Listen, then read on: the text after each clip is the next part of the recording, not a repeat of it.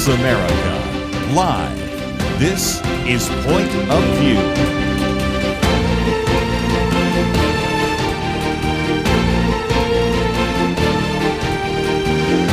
And now, Kerby Anderson.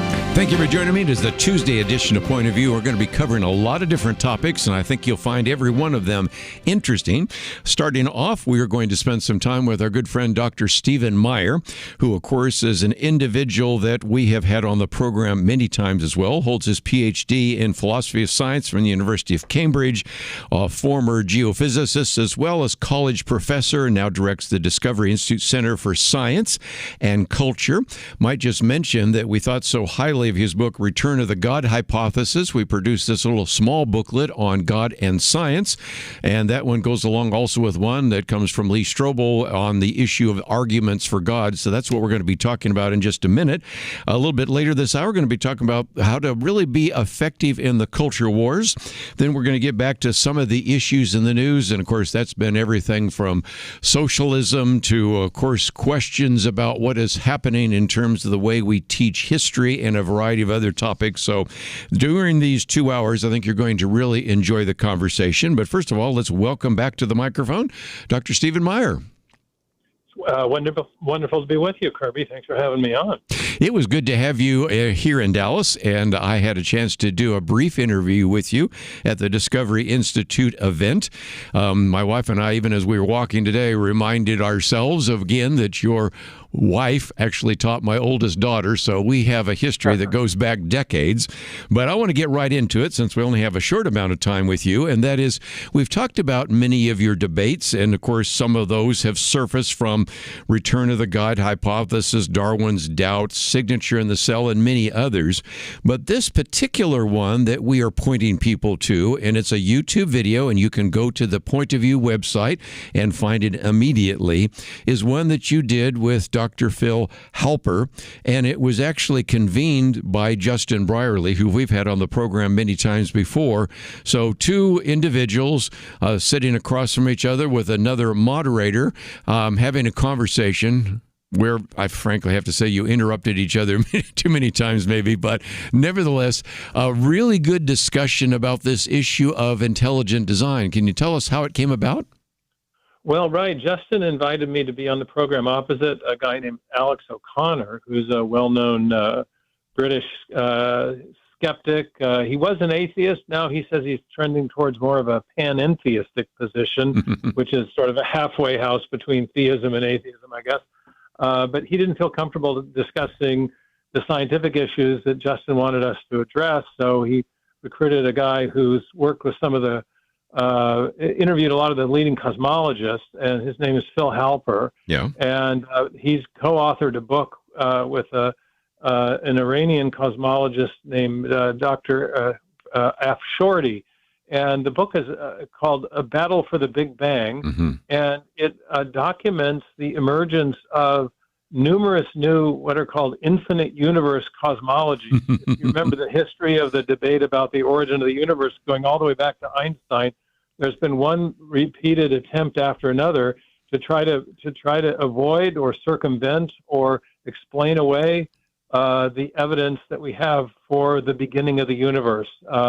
And this was something that was so distressing to Einstein that he actually fiddled with his own equations to try to obscure the implication of a beginning that his own theory of general relativity had.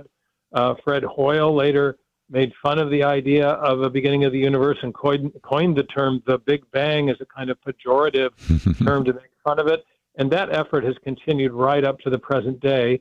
And Phil Halper has had a bird's eye view on that. He's been very involved in advancing the legitimacy of these infinite universe cosmologies. And so we had a big discussion about the origin of the universe and the fine-tuning of the universe, both of which I think point strongly to what I call the God hypothesis, and Phil disagreed. And so we kind of went at it, as the British say, hammer and tongs for nearly 3 hours. There were 3 one-hour segments to this debate.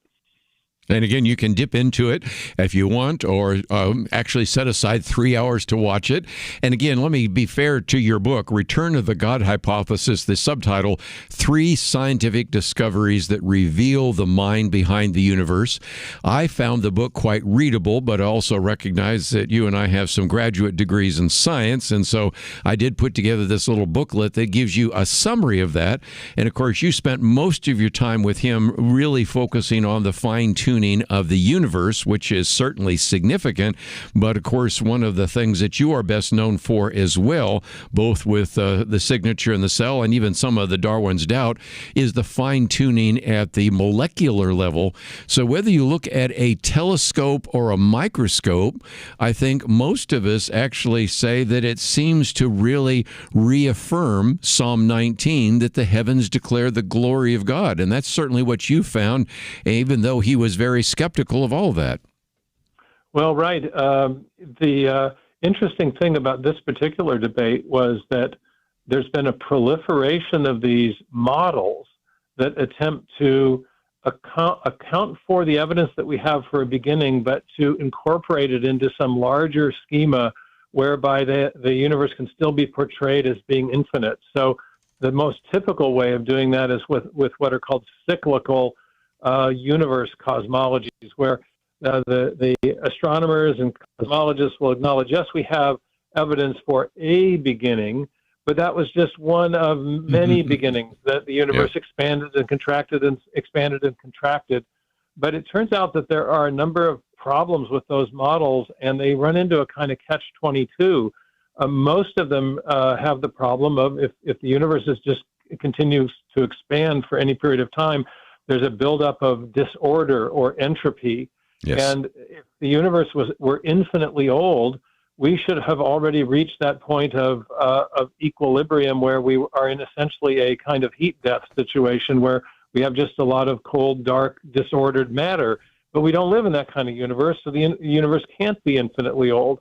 And so then in trying to get around the entropy problems, the cosmologists will carefully calibrate their models to try to avoid that. But then they run into other problems, in particular a proof for the beginning of the universe that 3 great physicists, Borda, Guth, and Vilenkin, came up with. So there's a kind of catch-22 where the infinite universe cosmologies look superficially plausible until you really examine them carefully, and then you find that they have these dilemmas that lead you back to a beginning, whether you like it or not, and therefore to the need for an external creator for the universe.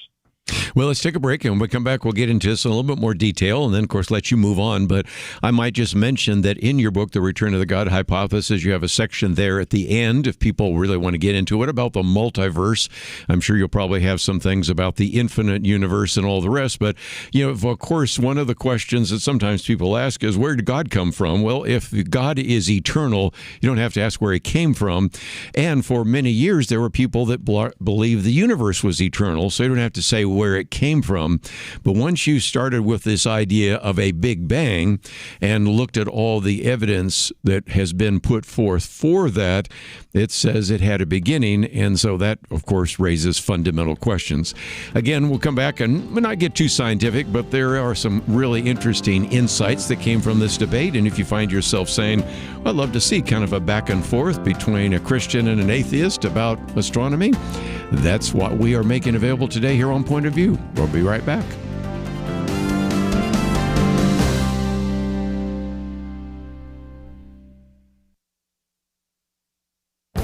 This is Viewpoints with Kerby Anderson. Yesterday, I talked about defining woke. Today, I would like to talk about defining words. Noah Rothman recently explained how we know that woke is losing.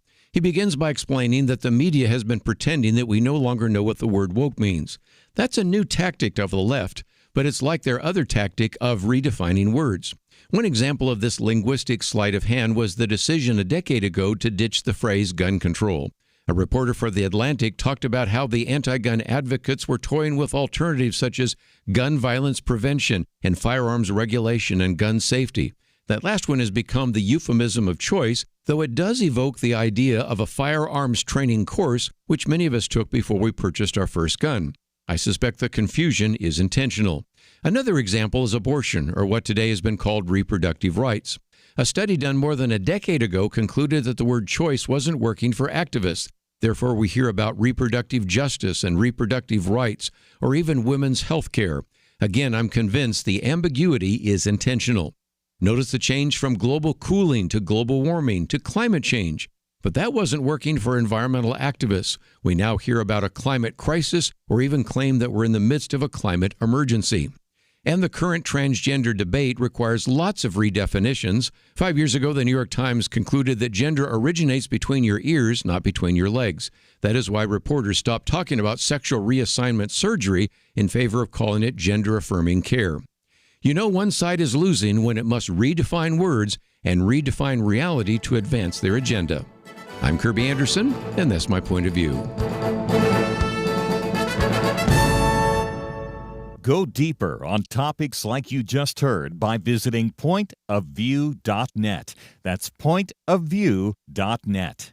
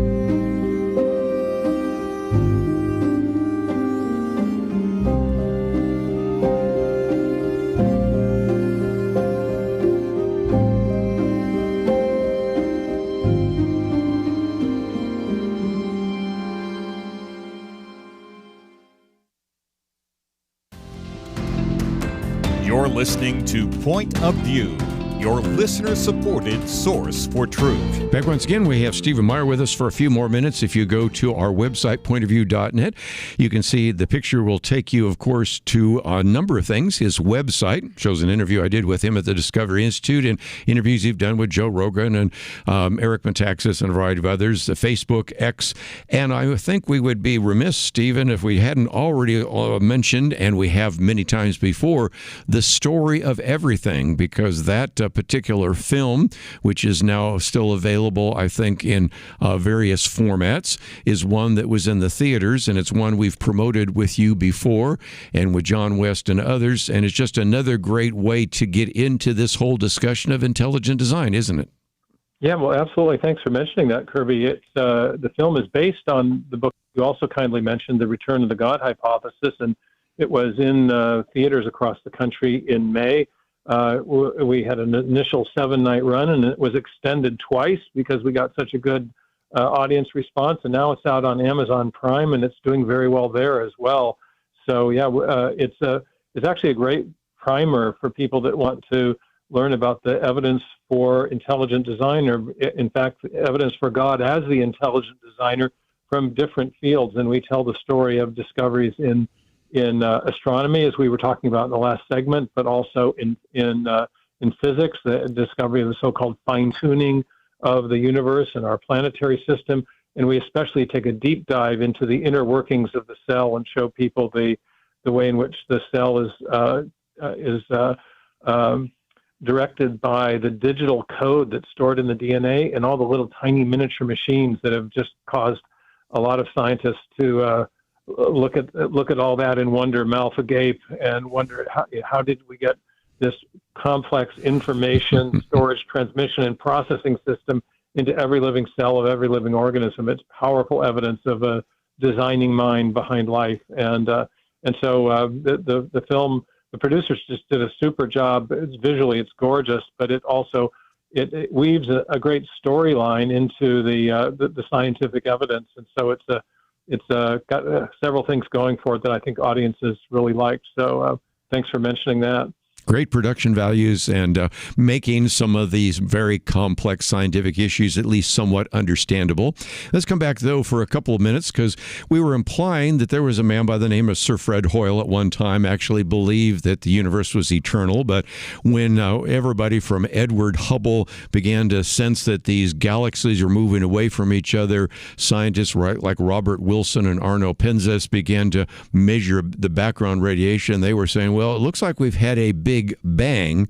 So that, of course, is one of the debates that you were having here with Dr. Phil Halper. But the other is, I know one of your professors at Cambridge was Sir John Polkinghorne, who used to talk about this universe creating machine, and that is something that people, apart from you and others that are talking about, they're just recognizing that everything that we see in this universe is like on a knife edge, or like a dial in a particular room. Move it a little to the left, a little to the right. You don't have a universe, you don't have life. And it seems to me that those have become very powerful arguments against an atheist perspective, don't you think? Yeah, well, absolutely. A lot of physicists are now talking about the Goldilocks universe, that the basic parameters of physics, the strength of gravitation or electromagnetism, the speed of light, the rate at which the universe is, expanding outward from that beginning event, all of these parameters are very, what they say, finely tuned, meaning that they fall within very narrow tolerances outside of which life and even basic chemistry or galaxies would be impossible in the universe.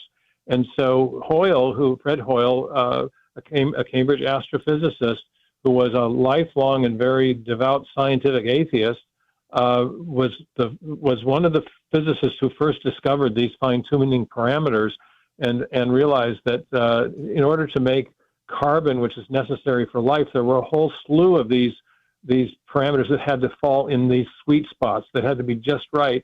And yet here they were, and here we were. And he ended up changing his mind about his atheism and was later quoted as saying that the evidence we have suggests that a super intellect has monkeyed with physics and chemistry to make life possible. So I always think it's interesting the way the monkeys make it into the origins discussion, even in physics. I think so, too. Let me also mention, just in passing, that, of course, we've had John West on the program, but one of the things I mentioned is the interview that you and I did at the Discovery Institute. I know you're having a big event this coming weekend as well, but this one was in Dallas, and in which we were talking about the twin pillars of constitutional thought. And over these last many months, as you may know, Stephen, we've been producing all sorts of booklets on the Christian origin of this country. We've had stuff on One Nation Under God. Of course, I've done all sorts of things about John West's book. But again, you have, of course, talked about that. And when we got together, you were even playing clips from The Miracle of America. Yeah, the film that Michael Medved produced called The American Miracle, which describes all the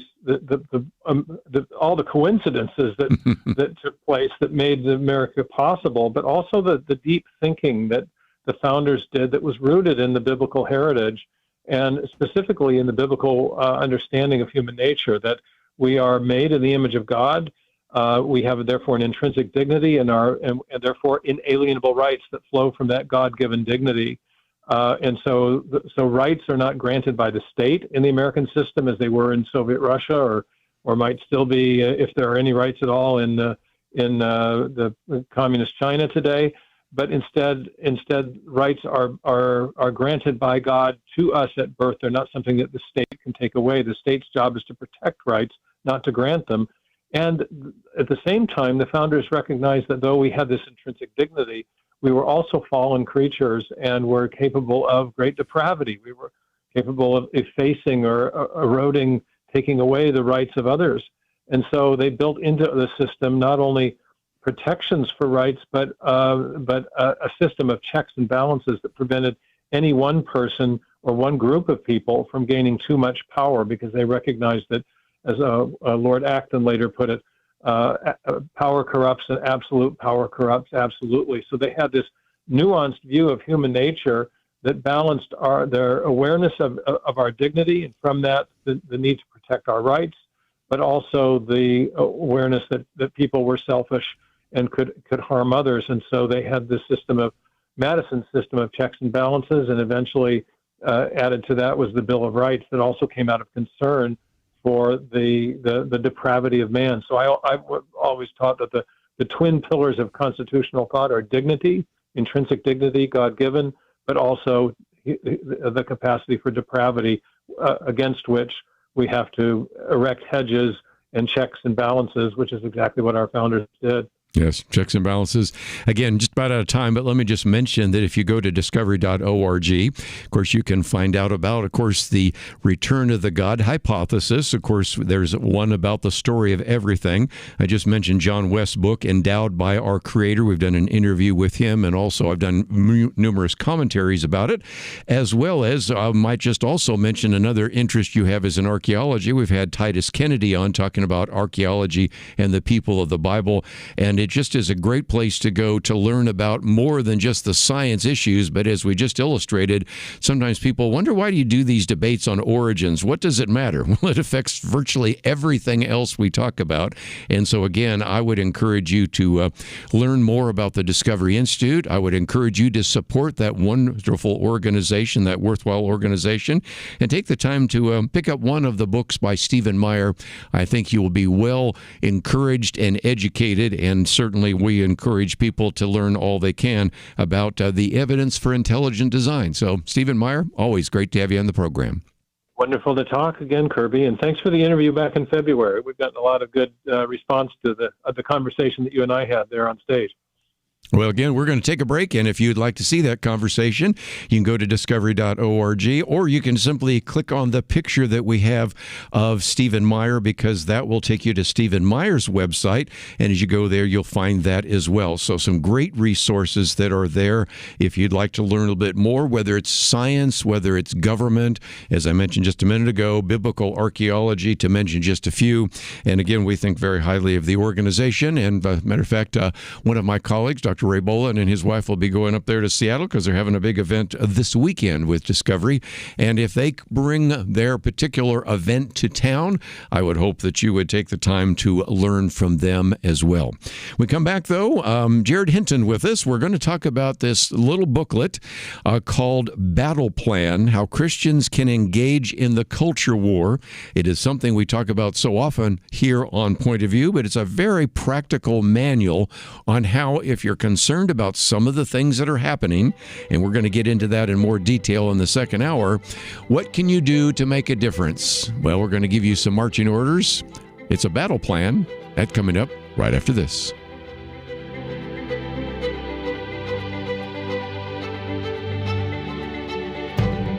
I'm sure that you've noticed that social media is now filled with information generated by AI. Dramatic descriptions of politicians and music stars supposedly making statements about a current issue, leaning into the microphone, looking into the lens, opponents silenced. It's powerful, it's riveting, and it's all lies. Even several national television networks were recently found using enhanced pictures, meaning manipulated, falsified, literally not giving a true picture. So many liars, so much deception. Where can we turn for truth? Right here.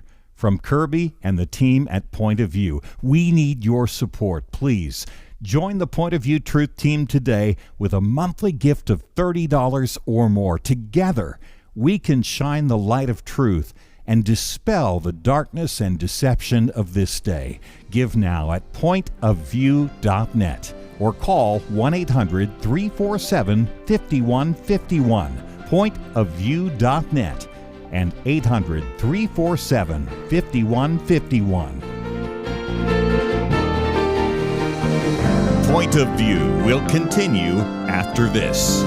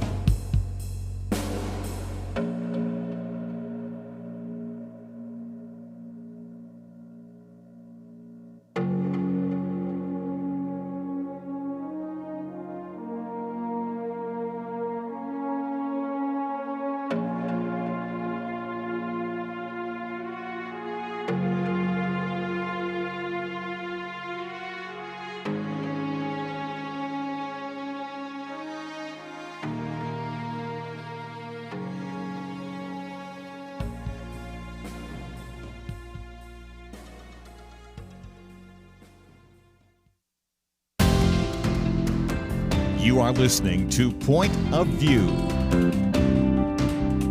The opinions expressed on Point of View do not necessarily reflect the views of the management or staff of this station. And now, here again, is Kerby Anderson. One of the things we encourage you to do is get involved. Salt and light are only helpful if the salt gets out of the salt shaker, if light is not put under a bushel basket, but actually is illuminating what is going on in the world and the culture. And so this is why I thought this small booklet that I think you will find very helpful, Battle Plan, How Christians Can Engage in the Culture War, how this booklet I think can be very helpful to you. 10 chapters on things to do or not to do, and then a final set of comments about that as well. It's written by Jarod Hinton, and Jarod is a pastor, construction worker, restaurant manager, children's storyteller, an individual that has been a bivocational pastor, an individual that is very concerned about the need to get people involved in this battle for truth and for the future of America. So, Jarod, thank you for joining us today here on Point of View. Well, Kerby, it's incredibly my pleasure to be on the show today. I'm so grateful to be joining you. Thank you so very much. Let's, if we can, let me talk about the origin of this book, because I suspect after going through it that this is something you've been speaking about and teaching for some time, and you were maybe encouraged, maybe your wife Anna was encouraging you, or somebody was, to go out there and actually get involved and educate people, because this is the kind of booklet I think people sometimes need to know, because they say, well, okay, I need to be involved. I'm concerned about the future of the country, but I don't know what to do first. And in a sense, isn't that how the book came about?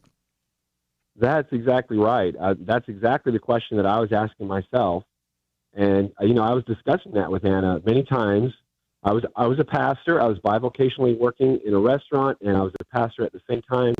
And I saw so many things going on in the society and in the culture that were just really concerning to me. I thought, man, there's just such an onslaught of evil in so many areas. I don't know what to do. Well, I started to do some research. I started to learn. I started to pay attention. I started to pray. I said, Lord, help me know what I can do. And I learned from various teachers, yourself being one of them, but also guys like David Barton on the Wall Builders program, and I learned from a number of other people, Charlie Kirk and other places, and I began to just start to learn, okay, what can I do? What are things that I can do to be engaged and involved? And I began to be encouraged that, hey, there are things that I can do. And, I think that a lot of people sit back and they just think, well, I'm just a little guy. I can do nothing. And that's just a lie from the enemy. He's trying to keep us from being involved. And the problem is that Christians think that the little things don't matter. And they really do make a much bigger difference. I started learning that things like, most Christians, at least, I would hope, understand how important it is to vote. At least more are learning that now. But we also have other things like starting a Bible study, or contacting your congressman, or donating to a good candidate. Those are all little things that actually make a big long-term difference. And that's the thing that I'm trying to change. That's the kind of the mindset that got changed for me, is that, wait a minute, these little things are not actually little things. And I can do them, and they're going to actually make a difference in our culture and in our society. And so I began to write that down. At the time, I was doing a lot more blogging than I am now. But I wrote a blog article about it, and then I started thinking about writing a book. I've always enjoyed writing and wanted to try to dive off into that. And my wife said, you could probably turn this article into a book. And so I started looking at it and thinking, this wouldn't be that hard. So I really tried to make it approachable. The book is not long. I mean, it's a trip and a half to the Dollar General, and you're finished. I mean, that's right. Somebody else's drive. Don't read while you're driving, but it's really easy to accomplish. It's consumable, and that's why it's powerful, is because it's like, hey, this is a small thing that you can chew on. It's not this giant, life-altering thing. It's just, hey, a little piece, a little piece, a little piece. And so I wrote the book, and honestly, this book has opened up so many other doors for me to be able to share my heart with a number of other people, pastors and other Christians, my heart that Christians should be engaged in the culture war. And it is now, it is the time to be at war. And I don't mean a physical war, of course, but I mean a war of ideas. The war of ideas is upon us, and we have to be engaged in that war in our society, in our culture. That culture war is going on, and we need to be engaged in it. And these are just some really approachable, simple things that people can do that actually have a more long-term difference than they really understand. Let me just mention that, first of all, we're grateful to Tim and Susan Smith for telling me about this. And, of course, you sent some material, and we have a link to Citizens Defending Freedom, for example, and a variety of other resources. We have a link to your particular function and Facebook, and even one that goes to your particular website as well, jarodhinton.com. So you got all sorts of places where people can, by going to the website, pointofview.net, find out more about you. And, of course, there's a way in which if they click on the picture of the book, there's a place where they can share that with others or click on that button that says Learn More. But as you pointed out, about 60 pages, 10 chapters, vote, contact your congressman, run for office, volunteer for a campaign, get to know your legislator, teach a Bible study, disciple someone, give your money away, keep your money from the wrong people, pray. All sorts of basics that in many cases remind me of some of the conversation we've had with Bunny Pounds, who started Christians Engaged. And I think we need more of these practical aspects of that as well. But let's, if we can, talk about the fact that, as you said, most people probably pray, most people probably vote, most people do not contact their member of Congress. And you know as well as I do, Jarod, if you've been listening to the program any length of time, that's one of the reasons why we put together a whole section, and it's now easier to find on our new website called Take Action. If you scroll down, you can see that there's a place where you can contact your member of Congress about the SAVE Act, about the FACE Act, about chemical abortion. I have met many people that have said, Jarod, I know I'm supposed to contact my member of Congress. I've never written a letter or sent an email to Congress. But then one day when I saw this particular system on Point of View, where all I had to do was scroll down, look at the material, maybe make a slight modification in the letter and hit send, all of a sudden I feel like I'm doing something. And sometimes, as you might have documented very well in Battle Plan, there is a real need to just get people over the hump. And once they decide to start giving to a campaign, contacting their legislator, getting to know their legislator, coming to a town hall meeting, they get really involved, and they're very grateful for that opportunity. So your booklet, in some respects, is a real attempt to get people over the hump, isn't it? Yes, it definitely is. And, you know, I remember, I talk about this in the book, Battle Plan. I talk about how the first time I called my congressman, I was shaking in my shoes, and Yes. I was so nervous, almost as nervous as I was before coming on this radio program.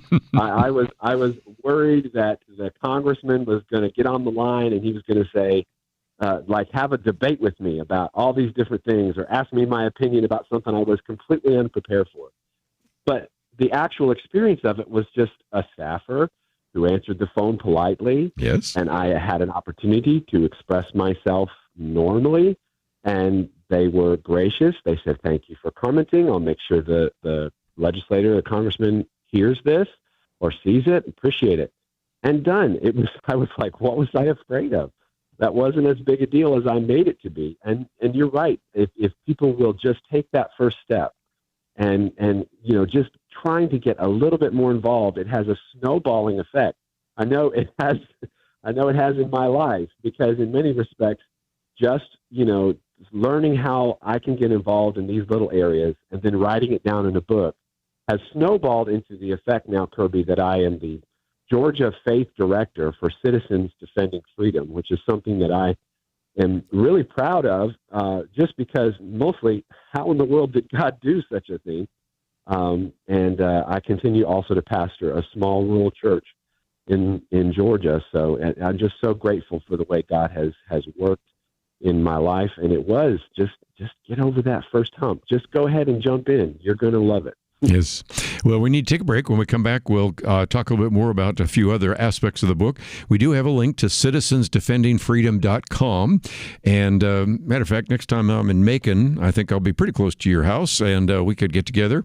Wow. But for those of you that are listeners in Georgia, this is a great opportunity. You might even have him come and speak on some of those issues. They have a citizens resource library. Of course, we're talking today about this book, Battle Plan, and anything we can do, because quite frankly, I think you need to change out a few of your representatives, but that's just one of my perspectives on that. And we'll take a break, and we will come back and talk more about how to engage in the culture war. All that coming up right after this.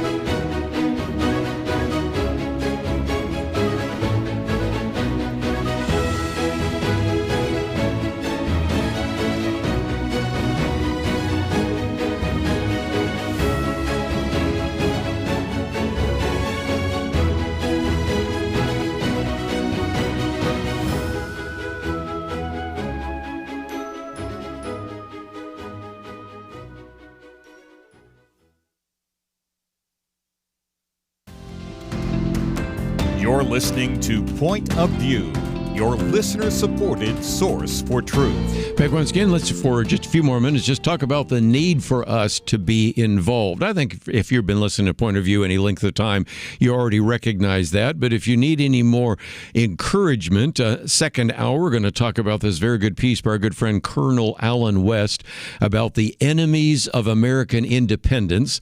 And he names names and organizations and things like that. We're going to end with a very good piece by Roger Kimball, which which is based upon this White House report on how the Smithsonian hates America.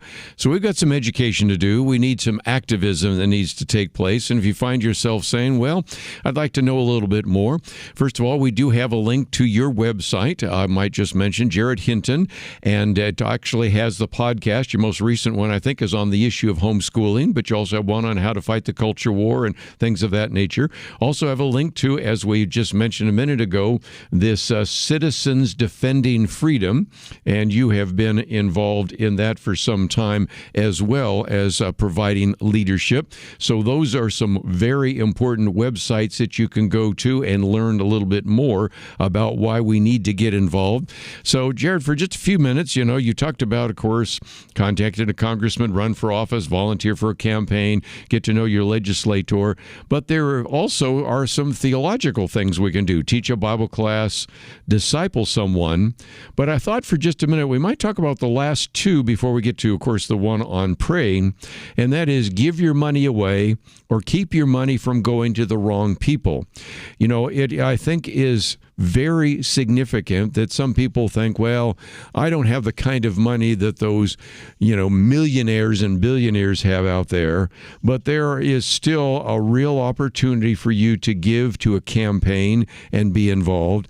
And then you warn us about the fact that, quite frankly, some people are giving either directly or indirectly, maybe by the way in which they register their phones or all sorts of other things to the wrong resources, or thinking that they're doing good by giving to Planned Parenthood, whatever it is.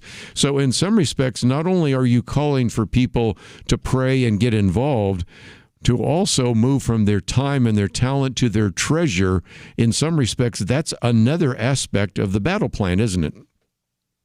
Absolutely. Absolutely. Our treasure expresses our heart. Jesus said, where your treasure is, there will your heart be also. And that is twofold. It's revelatory. It reveals what you love by what you invest your treasure into. And it also tells you how to get your heart to go in the right direction. That is by investing your treasure into the things that you want your heart to love. So, that's why there's two parts of that idea in the book, is because it's not, we do want to give money to the right people. There's candidates that are great, and there are candidates that are okay, and there are candidates that are awful. And we want to give our money to the great ones. And the more often that we do that, the more often we will have a great experience in the ballot box, rather than holding our nose and voting, which is what a lot of Christians have had to do over the last few decades. Mm-hmm. But especially, in my experience, at least, I've had to do that. But, if we will give money to the right guys and, get to know them and find out who the good guys are, that means you've got to do some research. You got to pay attention in the primary. But in addition to giving your money not only to the right candidates, but to the right ministries, finding ministries that are out there that are promoting the right things, biblical ideas, engagement in the culture, and then also keeping your money away from the wrong places. You're right, Kerby. A lot of Christians will say, I don't have all those billions and billions of dollars. What can my little bit do? You've got control of what you have, and you still have a responsibility to the Lord to be a good steward of what He's entrusted you. That's right. Whether it's a lot, a little bit. And so you have to be a good steward, even if it's just your 5 cents. And so we want to be careful that we're not buying products or investing in organizations that are actually working to tear down our culture, tear down the biblical society that our founders gave to us, which is, it's required that we be a moral and religious people, according to John Adams. We have to be religious for this system to work. So that's why doing things like starting a Bible study is important for our society, and doing other theological things. But when it comes to investing our treasure into the things that matter, that is a very important piece, and all of us need to be good stewards of what God has entrusted to us. And maybe you don't have enough to, for a while, my wife and I lived paycheck to paycheck. We didn't have any money beyond tithe to invest, but we were careful about where we bought our groceries. We were careful about, what we spent our money on, because that makes a difference as well. Some people think boycotts and things don't work, but I beg to differ. I think that they do work. But that's my belief, and I think that Christians need to start paying attention, whether you're wealthy or not. You have to pay attention to where your money's going, and then if you do have the calling or the ability or the Lord moves upon your heart to invest in something, try to do that and give money to the right people and to the right organizations. That's important too. Again, you have the last chapter, of course, talking about prayer, our most powerful weapon. You even recommend some very good books, which I would agree with as well. And again, we all, I think, we're praying for a revival and a great awakening. Zechariah 4:6, not by might nor by power, but by my spirit, saith the Lord of hosts. And I thought for just a minute, I would also not only mention the book, but also this fact that you've been the faith director for Citizens Defending Freedom.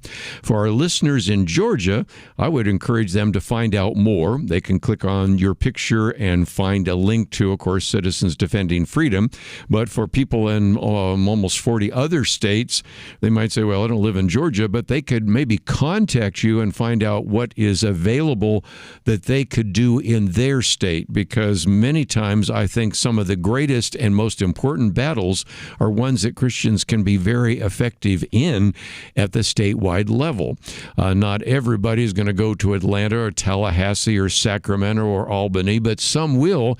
And quite frankly, I think you can have a greater battle and a greater impact at the particular statewide or even local level, and that's a good way to get started. So if people would like to know more about your book, obviously we already have a way in which people can order it. If people would like to contact you, we have all that information, and I would suspect you're available to speak on some of these issues.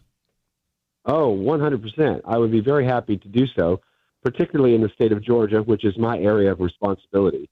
But CDF, Citizens Defending Freedom, is a national nonprofit organization. We have staff actively working in several different states, and we're always looking to add another state to the roster where we can inspire and equip Christians in their local community to become active in the local area, whether it's their county or their state, to be able to push back, to be able to engage in the culture war in some very meaningful ways, including, making public comments at school board meetings or, actively trying to identify problems in the society, really in the culture where they're living.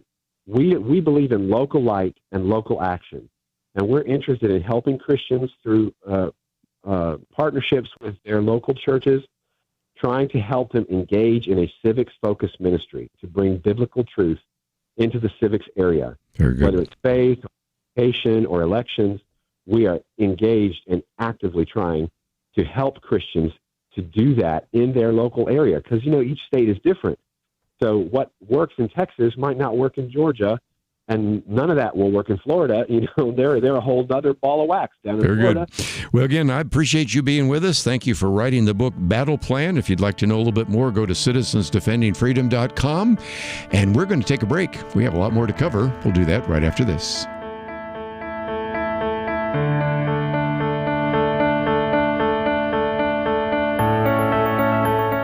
At Point of View, we believe there is power in prayer. And that is why we have relaunched our Pray for America campaign, a series of weekly emails to unite Americans in prayer for our nation. Imagine if hundreds of thousands of Americans started praying intentionally together on a weekly basis. You can help make that a reality by subscribing to our Pray for America emails. Just go to pointofview.net and click on the Pray for America banner that's right there on the homepage.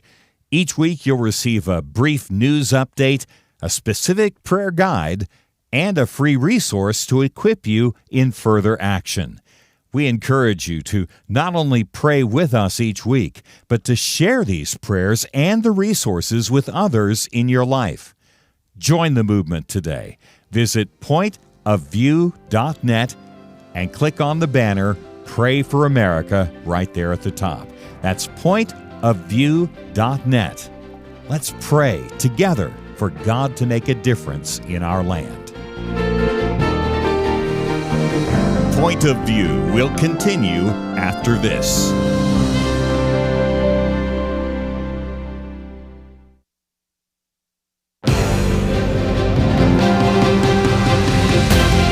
Across America, live, this is Point of View.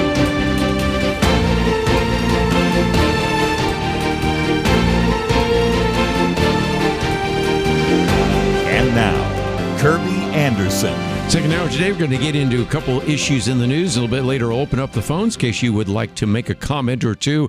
Certainly, we've covered quite a bit that you would like to comment about, but I'm sure that these next few articles may even generate some more controversy and questions or comments, and we'll certainly love to hear from you, so we'll open those up in just a few minutes. But this first one is sort of a practical one, but it's a reminder that sometimes you learn the hard way that you don't necessarily own what you think you own. And it comes from Ryan Ellis. He's talking about escheatment. And you're going to say, I don't even know what that word is. It's kind of one of those calls those $3 words. But anyway, we'll get to that in just a minute. But to get into it, let me tell the story.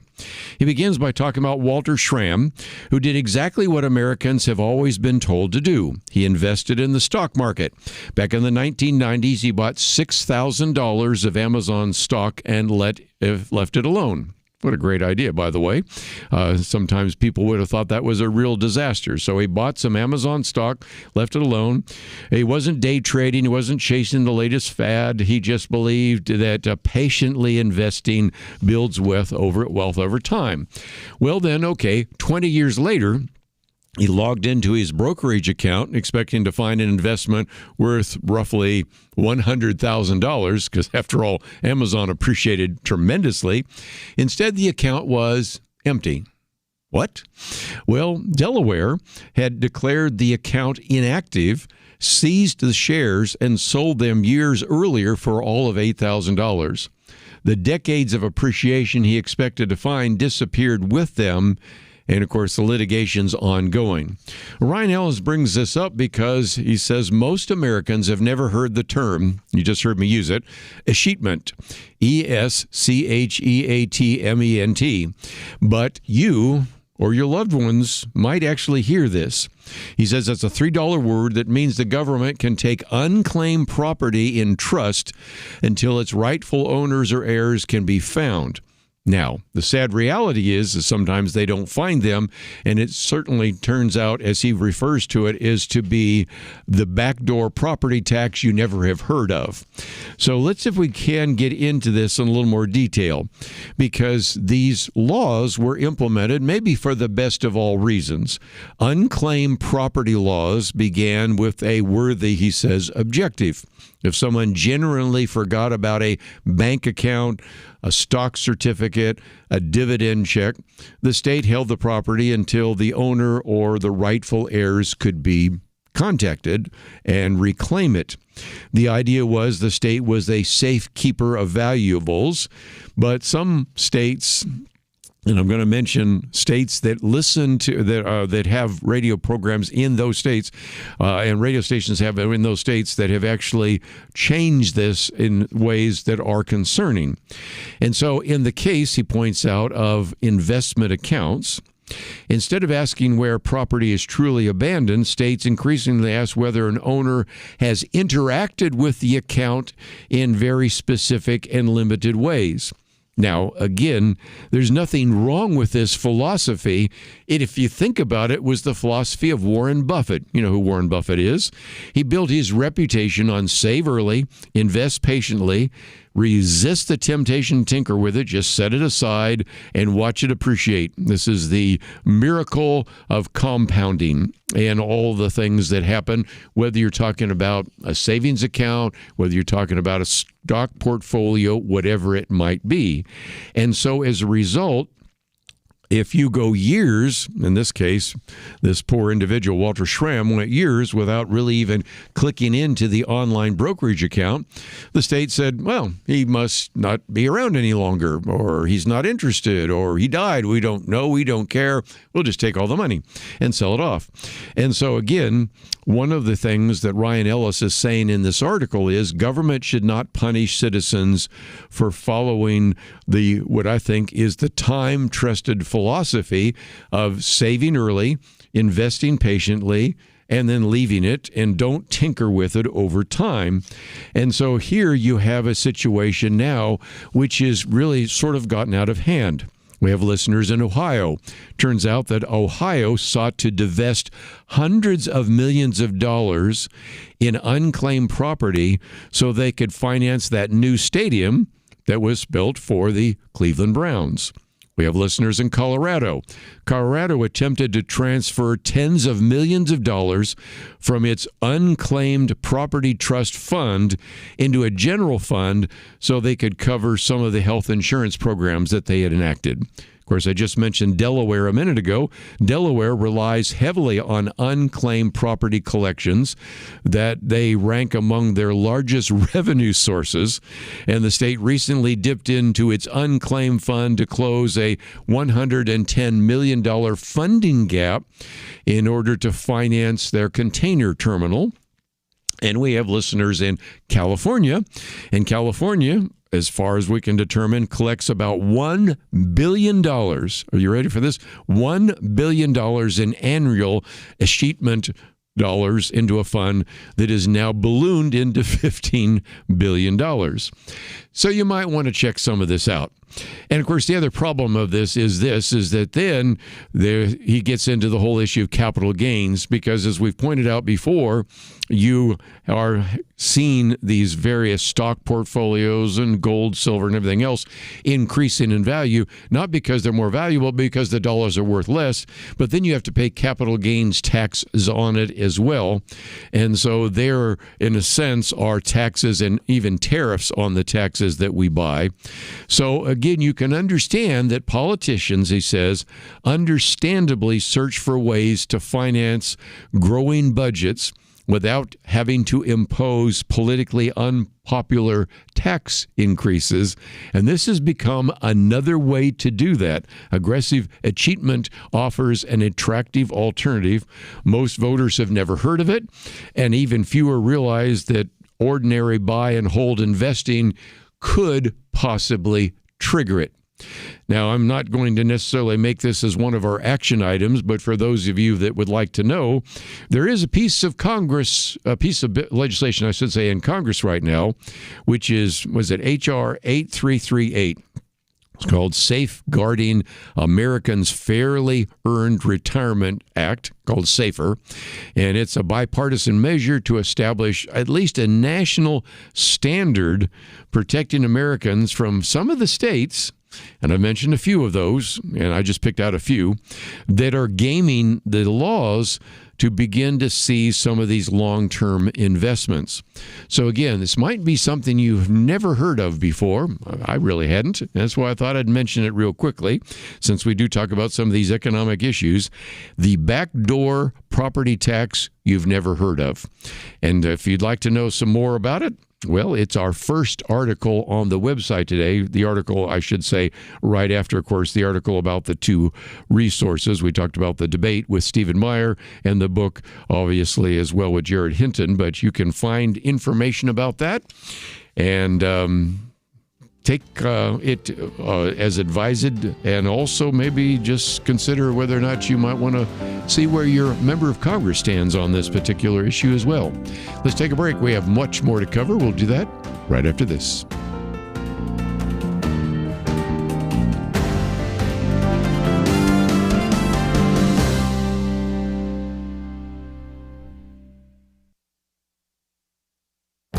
This is Viewpoints with Kerby Anderson. Yesterday, I talked about defining woke.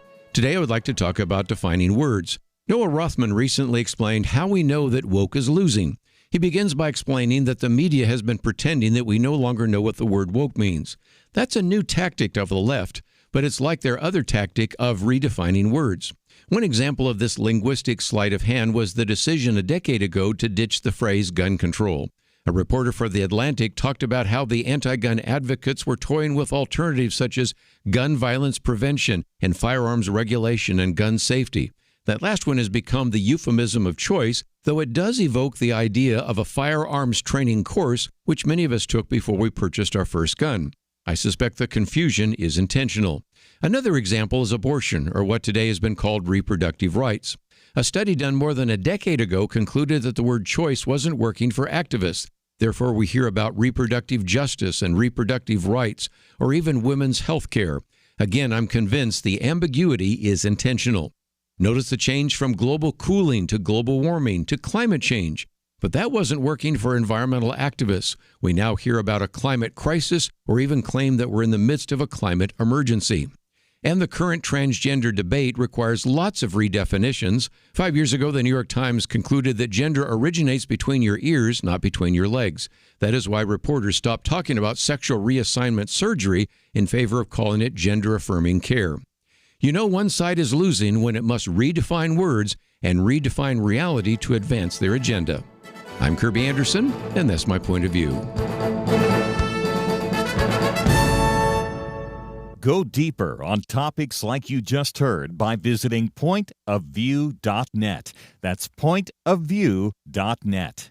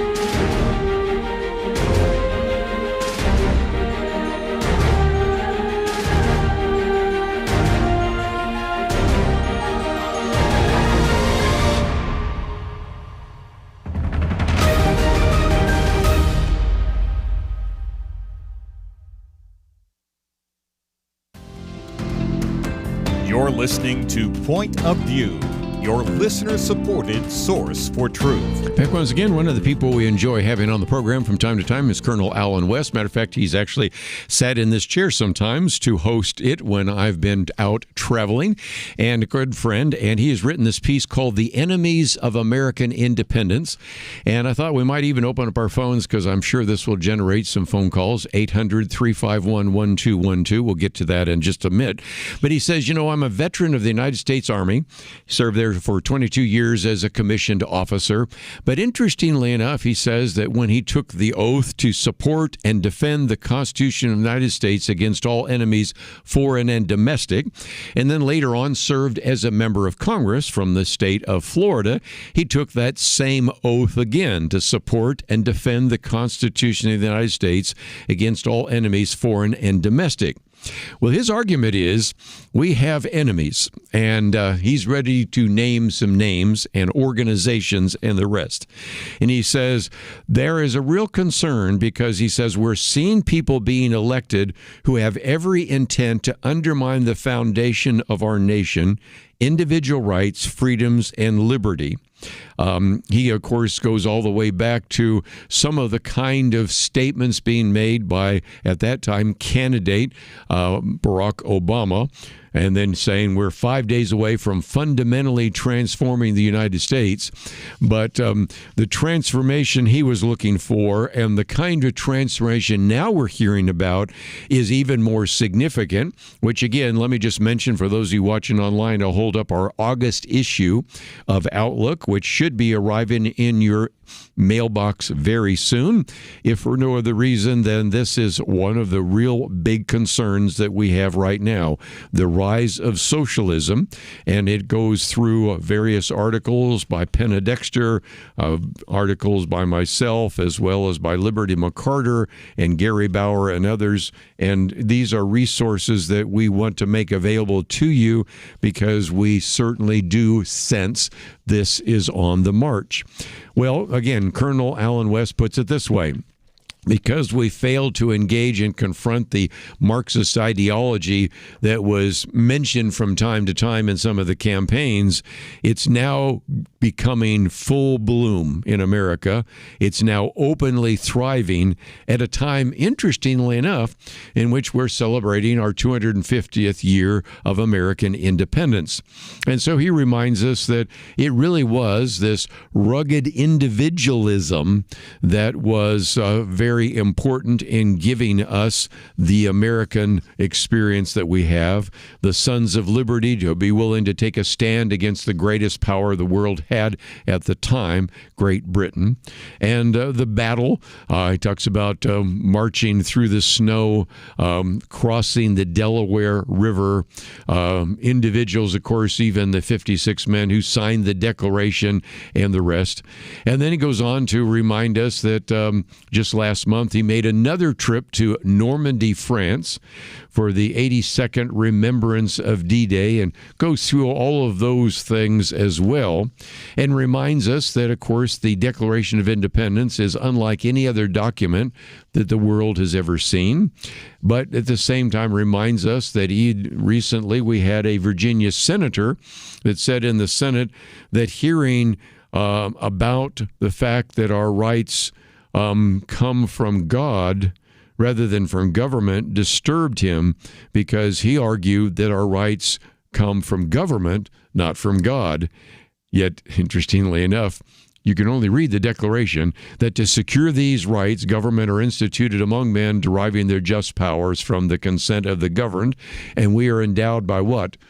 Our Creator with certain unalienable rights, that among these are life, liberty, and the pursuit of happiness. So he's making the case that we are facing really two threats. The threats from Marxist socialists and the threats from Islamic allies. It's oftentimes called the Red-Green Alliance. And he says they don't really seek to govern, they desire to rule. And these philosophies that they are presenting in many cases are antithetical to the American experience. And then gives us a quote from Taylor Caldwell in her writing A Pillar of Iron, who said, "A nation can survive its fools. A nation can even survive the ambitious, but it cannot survive treason from within. An enemy at the gate is less formidable, for he is known and carries his banner openly, but the traitor moves amongst those within the gate freely, his sly whispers rustling through the alleys heard in the very halls of government itself." And so he points out that we are dealing with very significant threats. There are democratic socialists who are really nothing more, he says, than an iteration of Marxists who embrace many of the theories of Marxism. And interestingly enough, they've also found what Vladimir Lenin called useful idiots, in which he calls this unholy alliance with Islamists whose history is replete with violence and terror. And he says, really, if we put these two ideologies together, Marxism and Islamism together, we're talking about hundreds of million people that have been killed. Now, not everybody that wants some kind of health care program that the government can sponsor is a Marxist.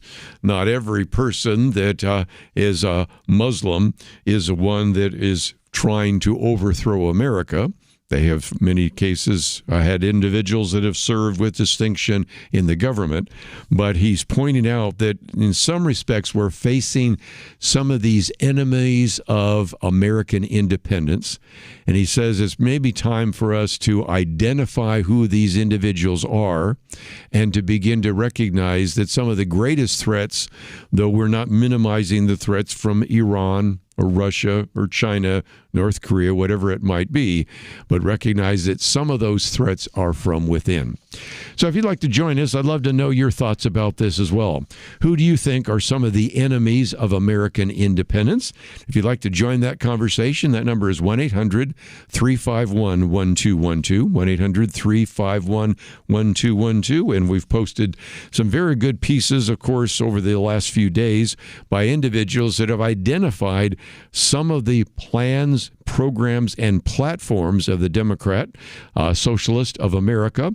I might, again, encourage you to go back to yesterday's program, in which we had one of the guests identify some of the platforms of the Democratic Socialists of America. That one came from, of all things, the Washington Post. We had one that came from American Thinker, and then one even talked about why is it the youngest actually seem to be most interested in this idea of democratic socialist. Nearly two-thirds of those under the age of 30 believe socialism is actually preferable to capitalism, which is one of the reasons why we're going to spend some time talking about this for some time. And if you'd like to join the conversation, 1-800-351-1212. Just before we take a break, let me mention that my commentary yesterday had the title, Defining Woke. We're starting to see that, especially we start talking about some of these ideas about socialism, communism, radical Islam, or wokeism, people start saying, well, it's really kind of hard to redefine what the word really means. And so I spent some time in the commentary yesterday giving you definitions which come from the people that defined them themselves. But now that it's sometimes been seen as a pejorative, all of a sudden people saying, I really can't really define the word woke. My commentary today goes into that in more detail about how you can realize we are winning the battle of ideas when individuals start saying, not only can we not define the word woke, we can't define a lot of words today because they engage in what I call a linguistic sleight of hand. And so gun control is used, but then they start saying maybe we want to talk more about gun safety or maybe even firearms training course. We don't want to talk about abortion. We'll talk about reproductive rights or reproductive justice or even women's health care. We'll maybe redefine global warming to global cooling or just a climate crisis. And, of course, the whole issue of gender-affirming care rather than talking about, of course, sexual reassignment surgery.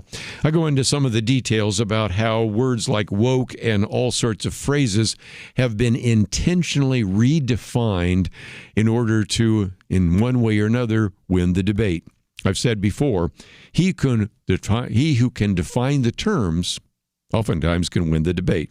And so these are two commentaries we've posted, yesterday's and today's, to help you recognize the real definition of woke and how some people have been working overtime to redefine some of the words that you and I use every single day. We're going to take a break, come back with more right after this.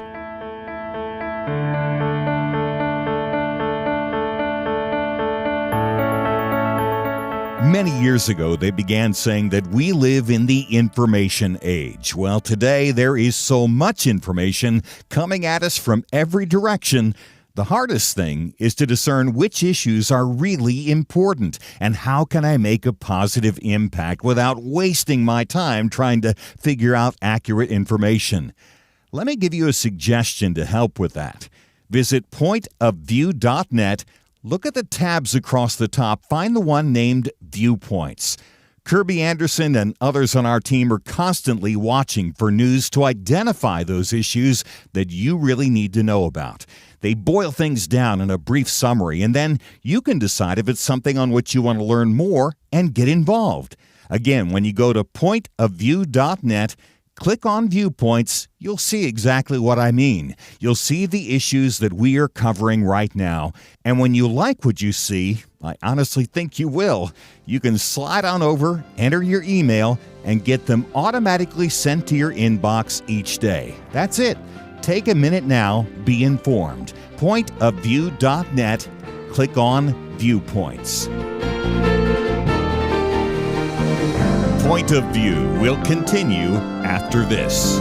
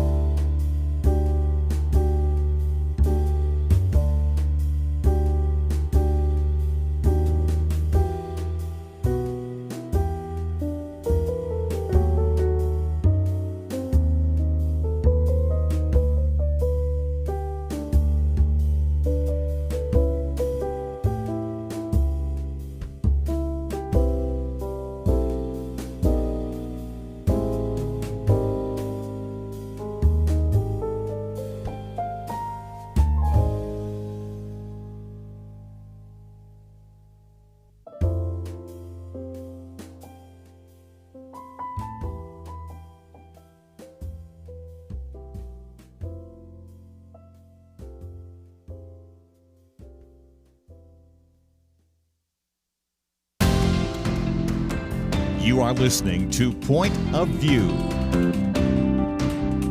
The opinions expressed on Point of View do not necessarily reflect the views of the management or staff of this station. And now, here again, is Kerby Anderson. Back once again, if you'd like to join the conversation, 1-800-351-1212. I might just mention, we just talked a minute ago about redefining terms, and one of those, which we've talked about so often, is when you actually use puberty blockers and surgery and the rest. This is, of course, gender affirming care, but this was an attempt to try to make it sound and look better than it really is. And I think there is a real significant evidence of the fact that the winds of the culture are changing dramatically. The other day, for example, we posted a piece which we talked about in which there was an interview that was in this article, A Long March Out of the Gender Clinics. It was an interview done with an individual, this health secretary in Britain. And of course, they've had what's called the CAS review, which really raised significant questions about the way in which the government was allowing people to use hormones and surgeries against young children. And of course, we talked about how in some respects this individual had been very aggressive in terms of being pro-trans, sort of was backing off because he could see the cultural winds were blowing the other direction. And then we also, of course, also mentioned a little bit about the fact that there was a study that was done more recently just to show that the original studies used to justify the so-called gender-affirming care, that if indeed you didn't actually allow your child to change his or her gender, that then they might actually be more likely to be committing suicide. The argument being put to a lot of parents is, do you want a trans child or do you want a dead child? And again, lots of evidence coming in now that that original study, which was done by the Trevor Project, which is a trans advocacy group, has really had some very significant questions. And I've got a commentary coming out on that in the future. But this piece by Peter Van Buren says it illustrates how, in some respects, the push towards the so-called gay rights movement took a rather unusual turn, because he said he was watching the New York Pride Parade, and this is something that usually brings about 1 million people out on the streets in New York City. And this was 11 years after the decision that legalized same-sex marriage, Obergefell. But he says what you noticed is the near complete embracement of trans rights. And he said one of the most notable parts is you used to have a pride parade that had the once, as he said, ubiquitous rainbow flag, with now the trans flag adding pink, brown, white, black, and all the rest. And whereas before there was a push for so-called gay rights, say same-sex marriage, now the LGBT, the T is different than the rest, and you're starting to sense that. For example, Democratic politicians used to be very prominent in the parade, but this year, Chuck Schumer, Senator Chuck Schumer, a Democrat, was booed. Some of the crowd turned back their backs on him because he wasn't supportive enough of trans rights. And what is so interesting is this remarkable change that took place. If you look at the Gallup polls back in the 1990s, about a third of Americans supported same-sex marriage. By the mid-2010s, it completely flipped. Almost two-thirds supported that. And then you had the Obergefell decision, so everybody thought, well, that's the end. No, that was the beginning then, in some respects, of the whole issue of trans. And he goes on to remind us of the fact that then the Pride Parade was having trans rights or human rights, changing the new flag, talking about all these issues, which aren't as well received by the American people. And this, I think, illustrates something very significant, because he says the gay rights movement prior to Obergefell was really wanting equality and mutual respect. No one's straight right life should change when gay marriage became legal, he says. But then the shift started towards children, and what before had been sort of a political advantage. By the way, it wasn't always a political advantage. Remember, as he reminds us, that when she was running for the presidency, Interesting enough, Hillary Clinton, even when he was running for the presidency, they weren't really that supportive of same-sex marriage.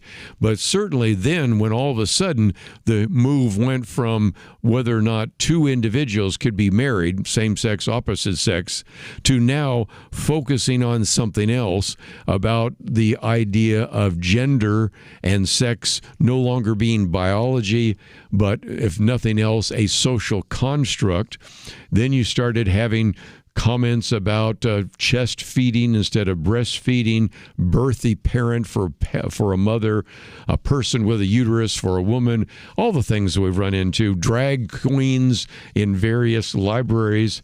And as a result, that went, I think, in a very different direction. A Supreme Court that actually legalized same-sex marriage, even if it was 5-4, just recently had to have a decision to allow states to actually keep biological boys out of girls' sports. And whereas before there was an incredible push, and still you find it in some places, for doctors and hospitals to actually perform and fund what are called gender-affirming care, basically sex reassignment surgery for people and young people, boys and girls, maybe who aren't even in puberty yet, that this was to actually deal with the issue of gender dysphoria at an age when, he says, they could probably not even spell the term. Maybe couldn't even pronounce the term. It illustrates that issue. And so now this whole issue, which before might have been more helpful for the liberal progressives, you're starting to see a rather dramatic reversal of some of the fortunes in that regard. And so he says Democrats right now originally supported some of those ideas, but then you begin to see that when there was no debate that was allowed, and when opponents were shouted down, oftentimes canceled, or called bigots and fascists, labeled homophobic, that didn't work out so well. It reminds us, for example, that the author of a very popular childhood book series, J.K. Rowling, was ostracized because she did not support trans rights the same way that they had supported homosexual ideas. And Democrats intending to begin to address this issue are now having to take this into the midterms and the next presidential election. And in some respects, I think you could make the case that the election of Donald Trump in part had to do with the fact that he made the trans issue an important issue and really caused a distinction between him and Kamala Harris. Well, if nothing else, this particular piece, which I posted for you by Peter Van Buren, reminds us that if you look at some of the surveys, it suggests that these culture issues are now going the opposite direction. He says in one post-election survey, cultural issues, including the transgender issues, mattered more to swing voters than even things like immigration and inflation. Reality also plays a part. Predictions that a second Trump administration would seek to overturn same-sex marriage, of course, did not materialize. So all of the doom and gloom and fear-mongering simply has evaporated. And I think a good illustration of that is to recognize that Donald Trump's Secretary of the Treasury, as somebody was pointing out the other day, is a gay man. Married gay man, by the way. And it's really not even an issue in the Trump administration, and yet it was one that would be featured time and time again in the Biden administration. And so he points out that Republican candidates have improved their messaging, focusing on educational policy, parental rights, framing the issue as an oversight and consent rather than identity and discrimination. And if nothing else, helps people understand that some of the things that were used against, say, Republican candidates are actually now perhaps becoming negatives against Democratic candidates. If for no other reason, as he concludes, public attitudes towards gay Americans shifted more rapidly than any other civil rights issue in history. But guess what? They're shifting again. the public is increasingly appears willing to separate support for gay equality from support for what is called gender identity activism. And if indeed some of these candidates don't recognize this, what might have been seen as an advantage for Democratic candidates may turn out to be a very significant disadvantage for some running in the midterms.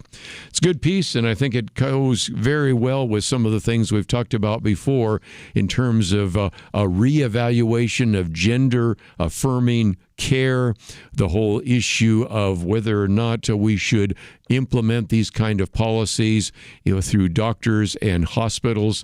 And I think a reminder that, as we talked about last hour with Jarod Hinton, culture changes, and the culture wars are moving in a very different direction. And I think we're going to see some of that in these midterm elections. Take a break. Be back right after this.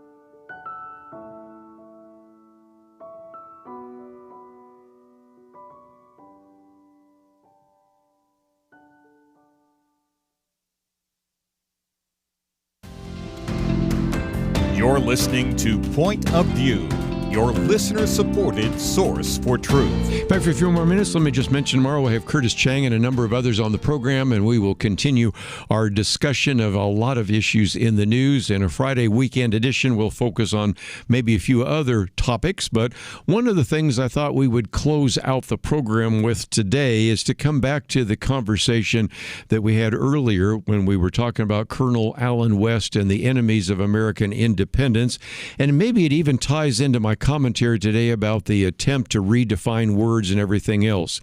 If you can redefine terms, sometimes you can win the debate. If you can actually change and revise history, you can also begin to win the debate. And one of the reasons why, and I'll hold up some of the resources we have. Here's one on a biblical point of view on the Declaration of Independence. Here's a booklet on a biblical point of view on America's founding.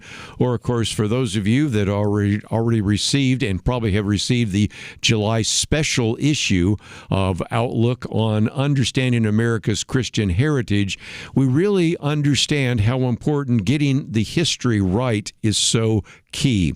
Even this weekend, I had a chance to hear Eric Metaxas talk about his new book on revolution, on the American Revolution, and that's something we need to teach about as well. And with that as a background, this piece that I wanted to post here by Roger Kimball as a rather arresting title, "The Smithsonian Hates America." Now, the reason he says that is because we have had this rather sobering 162-page report about the Smithsonian Institution that came from the White House. Actually, it came from the White House Domestic Policy Council. Now, this is not the first time, I might add, in which people have said the Smithsonian isn't doing a good job of teaching American history. We have, unfortunately, too many individuals sometimes that make their way into institutions. It could be the university, it could be various think tanks. In this case, it's a government institution, which are in some respects just fascinated by and promulgating all sorts of sort of woke ideology, all sorts of progressive ideas, and that has certainly been the case. Now, I say that with a little bit of lament because I've always been a supporter of the Smithsonian. When we lived in Washington, D.C., when I went to Georgetown University, because I was a member of the Smithsonian, there are certain benefits of being a member of the Smithsonian, not the least of which are dining halls you can go to and special programs that you can be a part of. So I love the Smithsonian. And I love all the museums, but in this particular case, we should be concerned because your tax dollars are going to it. If you went to the Museum of the Bible, which is privately funded, and you actually had to pay to get into it, if you had some concerns with that, well, you'd say, well, I paid the money and I didn't like what they did, although I can't imagine anybody would disagree with what would happen there. But you can get into the Smithsonian for free. Essentially, there are some places where you pay, but not very many.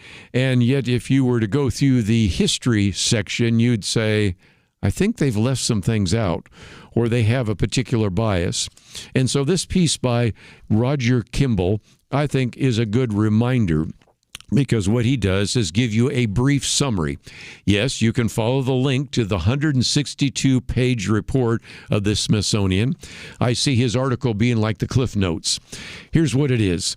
He says that, first of all, the article is entitled, the whole report, I should say, is called Saving America's Story, How Ideological Capture at the Smithsonian Institute's National Museum of American History Erases Our Heritage. And it tries to go through all the concerns that they have. The central finding can be found at the beginning of the report. Let me quote it. It is not that the museum has simply added overlooked stories, corrected perceived errors, or broadened its historical scope. Rather, it is that the museum leadership has explicitly adopted an ideological framework that no longer treats the American story as a shared national inheritance to be taught or celebrated, but as a political instrument to divide, dispirit, and discourage our citizens. For example, gone is the practice of providing what is called a straightforward historical education and scholarship. Instead, they say the museum has become home to an extreme political activism that seeks to transform our country. Back to let's transform America kind of mindset. Now, as he points out, back in March of 2025, more than a year ago, Donald Trump issued an executive order called Restoring Truth and Sanity to American History, and its aim at the time was to counter some of the revisionist movement in our cultural institutions that sought, as he said, to rewrite the nation's history, replacing objective facts with distorted narratives narrative driven by ideology rather than truth. Yes, we do have very sad chapters in American history. Slavery, Jim Crow, the Indian Wars, to mention just a few, and many more. And so here is the attempt on their part, supposedly, to restore truth and sanity to Americans' history, but in many cases, that is not really happening. Now, as you would imagine, the individuals who believe in the progressive nature of history are promoting the response from the Smithsonian and criticizing the White House. One article in the Washington Post said that the Saving America's Story report was manufactured to control the narrative. I like what Robert Kindle says. Well, yes, the point of President Trump's executive order was to be sure that this premier cultural institution dispensed accurate history, not ideology, that it sought to affirm, not denigrate Americans' heritage. And again, you might say, well, okay, you got some examples. Well, he goes through them. Anti-white activism, yep. Transsexual activism and other sexual things in the exhibitions meant for children, you bet. Celebration of illegal aliens. Well, of course. Did you know that Christopher Columbus, and goes through this long, long list of things, and America's on stolen land, and Benjamin Franklin actually should only be considered because slaves helped build his fortune, and just all sorts of stuff that obviously you would just say, that's not even fair. I mean, again, we need to tell the story, but is it even fair? And so again, the argument being right now is this is not a fair characterization of the work and totality of the National Museum of American History. But again, I encourage you to read this short summary or take the time to read the 162-page report. And I think if nothing else, what will happen is you'll start getting angry. You'll saying, once again, we have universities, we have institutions, we have think tanks, we have government institutions, which are in many cases trying to promote a progressive kind of woke ideology, and it's something that really needs to be challenged. And I salute the White House and the people that put together this particular 162-page report. And if you'd like to know more about that, it is our last article here on the website at pointofview.net. Again, if you find yourself saying, I'd like to go over some of the material you've covered over the last 2 hours, we do have information about the debate between Stephen Meyer and Dr. Phil Halper.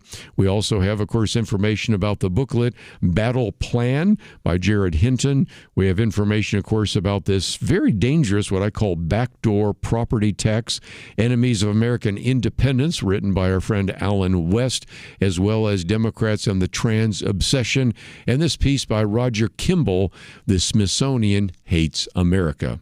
All sorts of great resources on the website at pointofview.net. I encourage you to take advantage of those, print them out, pass them on to others, especially if they haven't heard the interviews that we've done here today. As always, I want to thank Megan and Steve and Derek for their help behind the scenes. Look forward to seeing you tomorrow right here on Point of View.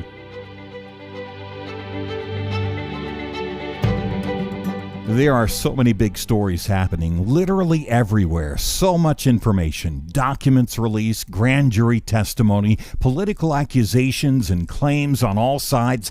How in the world can any of us keep up? How do we weed out the truly important from the merely sensational? None of us can do it alone.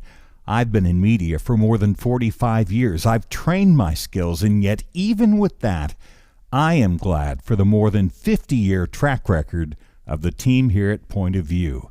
They help us to cut through the noise and focus on the authentically important. More than that, biblically informed eyes to help us understand and develop ways to respond effectively.